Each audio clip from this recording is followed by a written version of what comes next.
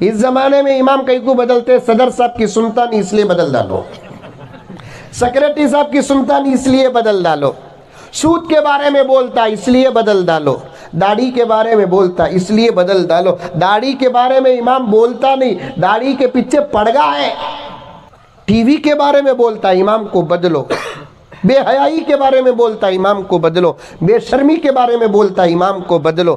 ارے کیا بولتا امام؟ جو قرآن میں ہے وہی تو بولتا۔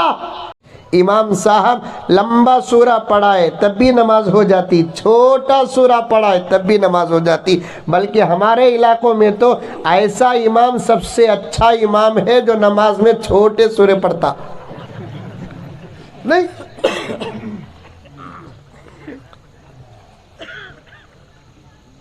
ذرا لمبے سورے پڑھیا امام تو نماز کے بعد امام کے اوپر انو پڑ جاتے۔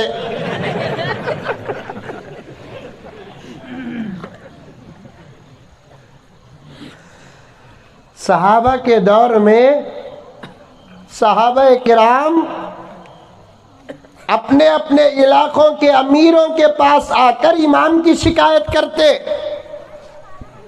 کیا شکایت؟ امام زیادہ کھاتے بول کر، امام کے پاس پراپرٹی ہے بول کر، امام کے پاس دولت ہے بول کر نہیں، کبھی کبھی آ کر اپنے اپنے علاقوں کے پاس، اپنے اپنے علاقوں کے امیروں کے پاس آ کر اپنے اماموں کی شکایت کرتے۔ کیا کہ امیر صاحب، ہمارے مسجد کے امام صاحب نماز میں چھوٹے چھوٹے سورے پڑھاتے ہیں۔ خود حضور کے پاس ایک گاؤں والے آ کر شکایت کرے، حضور صلی اللہ علیہ وسلم کے پاس جو آ کر صحابہ قرآن سیکھتے تھے، اللہ کے رسول صلی اللہ علیہ وسلم اس صحابی کو وہ گاؤں کا امام بنا کر بھیج دیتے تھے۔ وہ گاؤں والے ایک مرتبہ نبی کی خدمت میں آئے، آ کر عرض کرنے لگے، یا رسول اللہ، اگر آپ چاہیں تو ہماری مسجد کا امام بدل ڈالو۔ وہ زمانے میں امام بدلنے کا مسئلہ الگ تھا، اس زمانے میں امام بدلنے کا مسئلہ الگ ہے۔ اس زمانے میں امام کئی کو بدلتے، صدر صاحب کی سنتا نہیں اس لیے بدل ڈالو، سیکریٹری صاحب کی سنتا نہیں اس لیے بدل ڈالو، سود کے بارے میں بولتا اس لیے بدل ڈالو، داڑھی کے بارے میں بولتا اس لیے بدل ڈالو، داڑھی کے بارے میں امام بولتا نہیں، داڑھی کے پیچھے پڑگا ہے، ٹی وی کے بارے میں بولتا امام کو بدلو، بے حیائی کے بارے میں بولتا امام کو بدلو، بے شرمی کے بارے میں بولتا امام کو بدلو۔ ارے کیا بولتا امام؟ جو قرآن میں ہے وہی تو بولتا، جو حدیث میں ہے وہی تو بولتا۔ میرے دوستو، شرگپی کے مسلمانوں اور اطراف و اکناف سے آئے ہوئے کان کھول کر سن لو، اس وقت روئے زمین میں، اس وقت زمین میں سچ اور حق بولنے والی اگر کوئی جماعت ہے تو وہ علماء کی جماعت ہے۔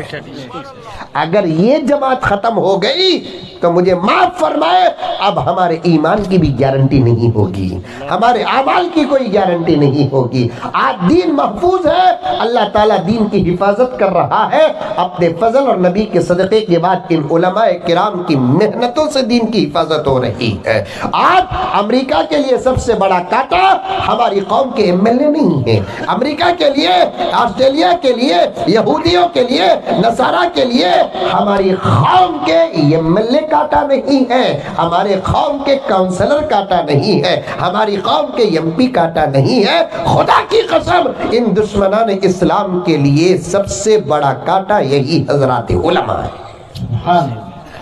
بولو سبحان اللہ، بولو۔ دیکھو ہماری تعریف کرے تو کون بھی سبحان اللہ بولتا کیا؟ دیکھو دیکھیں کیا با حضرت اور سالہ اولڈری، اللہ اکبر۔ آج نماز زندہ ہے اللہ کے فضل کے بعد ان علماء کی صدقے، آج روزہ زندہ ہے ان علماء کی صدقے،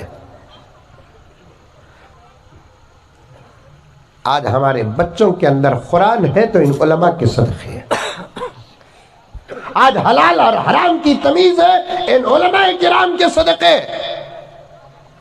میں ایک اہم عنوان پیش کرنے کے لیے بیٹھا ہوں، مقدمے میں باتیں آ رہی ہے تو پیش کر رہا ہوں۔ بات آ گئی تو عرض کرتا چلوں کہ میرے دوستو، اللہ کا واسطہ کہ ان علماء کی قدر کر لو۔ اگر یہ ختم ہو گئے تو پھر میرے دوستو نہ ہمارے ایمان کی گارنٹی ہے، نہ ہمارے جان کی گارنٹی ہے، نہ ہماری حیا کی گارنٹی ہے، نہ ہمارے شرم کی گارنٹی ہے۔